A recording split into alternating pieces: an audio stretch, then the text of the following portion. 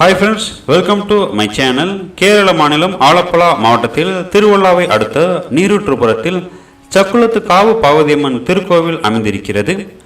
இந்த கோவில் பெண்களின் சபரிமலை என்றும் அழைக்கப்படுகிறது. இந்த கோவிலில் அம்மன் 8 கரங்களோடு கருணைமலை பொழியும் அருள்முகத்தோடு காட்சி தருகிறார். சக்குளத்து காவு பார்வதி அம்மனின் அருளை பெற பெண்கள் இருமுடி கட்டி விரதமிருந்து தரிசிக்க வருகிறார்கள். அதே போல சபரிமலைக்கு செல்லும் ஐயப்ப பக்தர்களும் இங்கு வந்து அம்மனை தரிசனம் செய்து செல்கிறார்கள். சக்குளத்து அம்மனை தரிசனம் செய்து பிரச்சனை தீர்ந்தவர்களும் நினைத்த காரியம் நடக்க வேண்டும் என்று நினைப்பவர்களும் ஆண்டுதோறும் கார்த்திகை மாதத்தில் பொங்கல் படைத்து வழிபாடு செய்வார்கள். இந்த கோவிலை பற்றிய பல சுவாரஸ்யமான தகவலை தான் இன்று நாம் பார்க்க இருக்கிறோம். நண்பர்களே, வீடியோக்குள்ள போகிறதுக்கு முன்னாடி சேனலுக்கு நீங்கள் புதுசாக இருந்தீங்கன்னா தயவு செஞ்சு வேலையை எங்களோட எம்கே தமிழ் சேனலை சப்ஸ்கிரைப் செய்யுங்கள். தினம் தினம் 19 அப்டேட்ஸ் உங்களுக்காக காத்துட்டு இருக்கு. வாங்க வீடியோக்குள்ள போகலாம். 3000 ஆண்டுகளுக்கு முன்பு நாரத முனிவரால் பிரதிஷ்டை செய்யப்பட்டதாக கூறப்படும் இந்த ஆலயம் பெண்களின் சபரிமலை என்று அழைக்கப்படுகிறது. பம்பை ஆறும் மணிமலை ஆறும் மாலை போல் இருபுறமும் ஓட இயற்கை வளம் சூழ்ந்த பிரதேசத்தின் நடுவே சக்குளத்து காவு பகவதி அம்மன் கோவில் அமைந்திருக்கிறது. இந்த அம்மன் 8 கரங்களோடு கருணைமலை பொழியும் அருள் முகத்தோடு எழிலாக அருள் புரிகிறார்.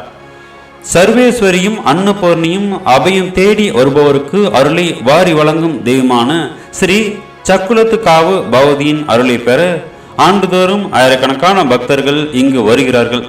பெண்கள் பலர் புண்ணிய சுமையாக இருமுடி கட்டி விரதமிருந்து சக்குளத்தம்மனை தரிசனம் செய்ய இங்கு வருகிறார்கள். அதே போல சபரிமலைக்கு செல்லும் ஐயப்பமார்களும் இங்கு அம்மனை வேண்டி செல்கிறார்கள்.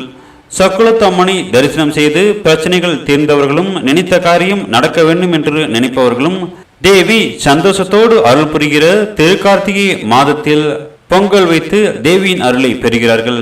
இந்த நல்ல நாளில் சுமார் 50 கிலோமீட்டர் தூரத்திற்கு லட்சக்கணக்கான பெண்கள் மைதானங்களிலும் சாலையின் இரு புறங்களிலும் புதிய மண்பானைகளில் ஒரே சமயத்தில் பொங்கல் இடுவார்கள்.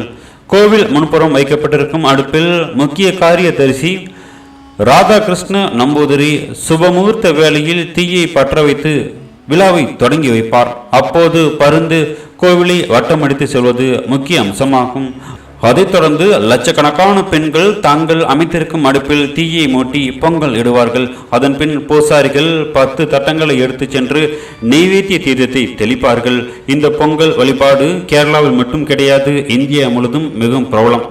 தேவியின் அனுகிரகத்தால் நல்ல நிலையில் இருப்பவர்களும் வெளிநாடுகள் வெளி மாநிலங்களில் இருப்பவர்களும் பொங்கல் விழா நடைபெறும் இந்த நல்ல நாளில் குடும்பமாக இங்கு வந்து பொங்கல் வைத்து தேவியின் அருளை பெற்று செல்வார்கள். இதனால் ஆண்டுதோறும் பக்தர்களின் வருகையானது தொடர்ந்து இங்கு அதிகரித்து வருகிறது. உலகின் பல பகுதிகளில் பெண்களுக்கு தொடர்ந்து கொடுமைகள் இழைக்கப்படுகின்றன. இந்த காலகட்டத்தில் உலகில் எங்குமே இல்லாத ஒரு சம்பிரதாயமாக இந்த கோவிலில் நாரி பூஜையானது நடக்கிறது. பெண்களை பீடத்தில் அமர வைத்து தேவியாக பாவித்து அவர்களின் பாதத்தை தலைமை பூசாரி தனது கைகளால் நீரூற்றி கழுவி அவர்களுக்கு பூஜைகள் செய்து வணங்குகிறார். எங்கெல்லாம் பெண்கள் ஆராதிக்கப்படுகிறார்களோ அங்கெல்லாம் சகல ஐஸ்வர்யங்களும் கிடைக்கும் என்பது ஐதீகம். ஒரு பெண்ணிற்கு முதல் மரியாதை கொடுக்கப்பட்டு அதைத் தொடர்ந்து ஆயிரக்கணக்கான பெண்களுக்கு பாத பூஜை இங்கு நடத்தப்படும்.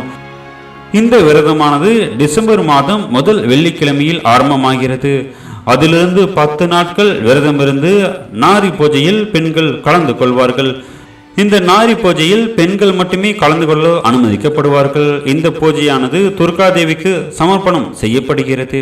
இந்த கோவிலின் பின்னால் இருக்கும் சுவாரஸ்யமான வரலாறு பற்றி இப்போது நாம் தெரிந்து கொள்வோம். தற்போது இந்த கோவில் இருக்கும் சக்குளம் பகுதி முன்பு ஒரு காலத்தில் பெரும் காடாக இருந்தது. ஒரு நாள் வேடன் ஒருவன் தன் மனைவியோடு காட்டிற்கு விறகு வெட்ட வந்தபோது ஒரு பாம்பு சீறி வந்தது. உடனே பயந்து போன வேடன் அதை தன் கோடாரியால் வெட்ட முயன்ற போது அது தப்பி ஓடியது. கொல்லாமல் விட்டுவிட்டதால் பாம்பு தன்னை பழிவாங்கிவிடும் என்று பயந்த வேடன் அதை கொல்லும் முடிவோடு விரட்டினான். ஒரு புற்றை நோக்கி ஓடிய பாம்பு அதன் மீது ஏறி புற்றில் இருந்த துளைக்குள் செல்ல முயன்ற போது வேடன் அதை வெட்டுகிறான். ஆனால் பாம்பு வெட்டுப்படவே இல்லை, மாறாக சீறிக்கொண்டு படம் எடுத்தது. சற்று நேரத்தில் அந்த புற்றிலிருந்து தண்ணீர் ஒற்று கிளம்பியது. பாம்பானது மறைந்து விட்டது. இதை கண்டு நடுங்கி போன வேடனும் அவனது மனைவியும் செய்வதறியாது தேய்த்த வேளையில் நாரதர் மாறுவேடத்தில் வந்தார். அவர் அந்த புற்றை வெட்டும்படி கூறுகிறார். வேடனும் புற்றை வெட்டினான். அப்போது தண்ணீர் பெருக்கெடுத்து ஓடி வந்தது. பின் பாலும் தேனுமாய் மாறி மாறி வந்தது. உள்ளே ஒரு அம்பிகை சிலை இருந்தது. அதை நாரதர் எடுத்து பிரதிஷ்டை செய்தார். அந்த சிலையை பயபக்தியோடு வேடன் குடும்பத்தினர் வணங்கி வந்தார்கள். பிற்காலத்தில் பட்டமணி வீட்டு குடும்பத்தார் இங்கு கோவிலை எழுப்பினார்கள். கோவிலுக்கு அருகே இருந்த குளத்தில் பொற்றிலிருந்த தண்ணீர் நிரம்பி சர்க்கரை போல் இனித்ததாம். இந்த சர்க்கரை குளமே சக்குளம் என்று மாறியது. இந்த கோவில் உருவாக காரணமான வேடன் தன் குடும்பத்தோடு இந்த அம்மாவை இங்கு வழிபட்டு வந்தான்.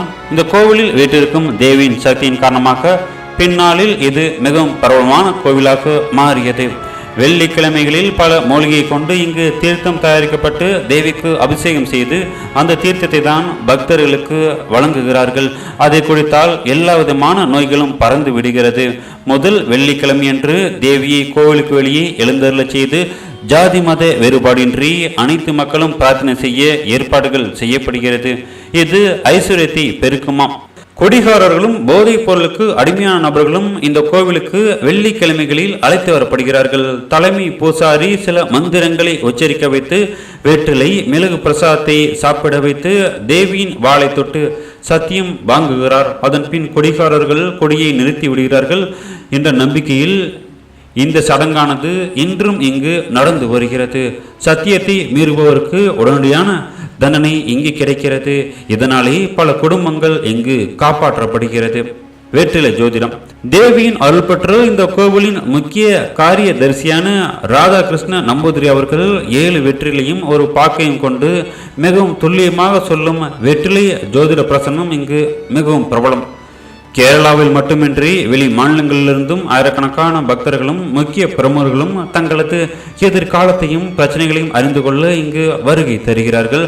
ஜாதி மத வேறுபாடின்றி ஏழை பணக்காரர் என்ற பாகுபாடின்றி எல்லா தரப்பு மக்களும் இங்கு வந்து அம்மனை வேண்டிக் கொள்கிறார்கள். மேலும் தங்களது சொந்த அனுபவங்களை ஒருவர் மற்றொருடம் சொல்லி தகவல் தீயாக பரவுவதால் இன்று தேவியின் புகழானது கேரளாவில் மட்டுமின்றி வெளி மாநிலங்களிலும் வெளி நாடுகளிலும் பரவி வருகிறது. இதனாலே ஒவ்வொரு வருடமும் இந்த கோவிலுக்கு வரும் பக்தர்களின் எண்ணிக்கையானது தொடர்ந்து அதிகரித்து கொண்டே இருக்கிறது.